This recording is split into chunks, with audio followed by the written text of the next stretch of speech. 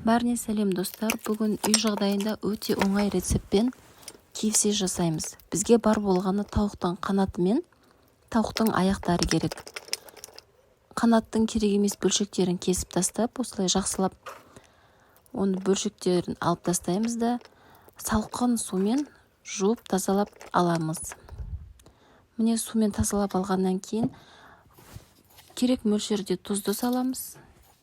Сосын паприка қолдандым мен. Паприка қолданғандарыңыз жөн. Қара бұрыш, қызыл бұрыштан гөрі паприка жақсы.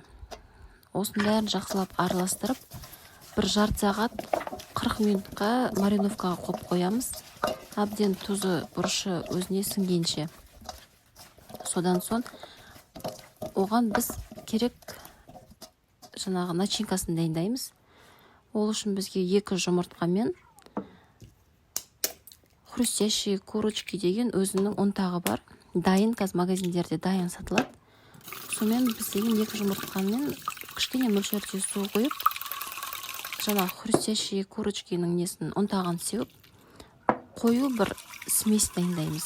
Сол қою смеске осы тауықтарды араластырып, жақсылап қайнап тұрған, қызып тұрған майға жақсылап қуырып шығарамыз.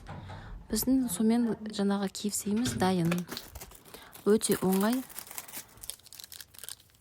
Жасап көріңіздер. Өте дәмді, хрустящий болып шығады.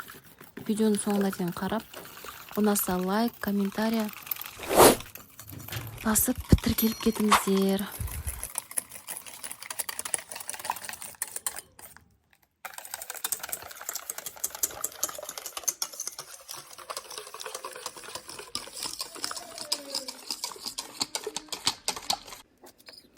Енді жаңағы тауықтарды алып, осы смеске салып, араластырып, жаңағы хрустящие курочки деген тауықтың ұнтағы бар ғой, соған құрғақтайдан араластырып былай аударамыз, балық қуырған сияқты қылып. Міне осылай жақсылап аунатып аламыз ұнтаққа. Одан соң менде осындай KFC, картошка, фри, тағы қуыратын осындай өзімнің аппаратым бар. Соған салып жақсылап қуырып аламыз.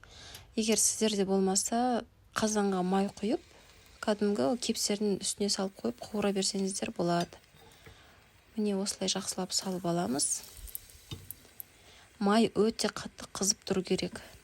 Қатты қызған майға саламыз.